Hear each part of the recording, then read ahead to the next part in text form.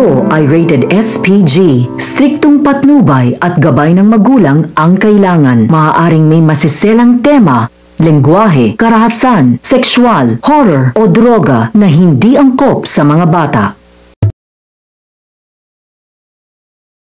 Magandang araw at welcome back sa aking channel, mga kaganapan at maaaring mangyari sa abot kamay na pangarap. Hindi ba naaawa si Zoe? Hinayaan niyang ibenta ng mami niya ang Apex. Ito ang buhay ni RJ. Galit na galit si Annalyn kay Zoe. Hindi man lang siya nagigilty. Nakita at naramdaman ni RJ kung gaano ang malasakit ni Annalyn sa kanya. Niyakap niya ang anak. Masasaksihan ni Zoe ang pagyakap ni RJ. Ang laki ng inggit niya. Bakit si Annalyn nayayakap ng tatay niya ng ganoon kahigpit? Mabuti pa si Annalyn, nararamdaman ang sakit ng pakiramdam na mawalan ng bagay na mahalagang mahalaga sa kanya. Hindi mo masisisi si RJ na mas mahalin si Annalyn kung nalalaman lang niya na hindi niya tunay na anak si Zoe. Samantala, gusto kausapin ni RJ ang nakabili ng Apex, si Lander Soler, pero pipigilan siya ni Lolo Pepe. Napaisip tuloy si Robert kung ano ang dahilan ng pagpigil ni Lolo Pepe sa kanya.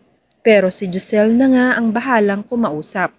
Makikiusap si Giselle na ipaubaya na sa kanila ang Apex. Hindi ito tungkol sa business. Sobra lang talagang mahalaga sa kanila ang business ng pamilyang ito. Samantala, hindi na makatiis itong si Annalyn. Makikipagtalo siya kay Carlos. Iinsultuhin kasi ni Carlos ang tatay niyang chinito na cheater. Ang pakiramdam ni Carlos ay mas boto pa rin si Annalyn na magkabalikan ang nanay at ang tatay niya. Hindi niya alam na tanggap na ni Annalyn na magkaroon ng bagong minamahal si Lynette, kung saan at kanino masaya ang nanay niya. Susuportahan ni Annalyn ito. Pero naging masama ang ugali ni Carlos dahil pagkatapos ng engagement party ay palagi nang mainit ang ulo niya kay Annalyn. Sinisigawan niya at pinapahiya sa harap ng maraming tao. Nagmumukhang tanga na nga si Annalyn. Kaya naman sumagot na si Annalyn. Pinagtanggol niya ang tatay.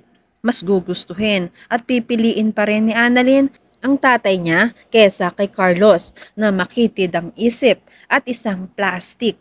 Galit si Annalyn dahil pailalim kung kumilos si Carlos. Mabait kapag kaharap ang nanay niya, pero iba na ang ugali kapag malayo na si Lynette sa kanila.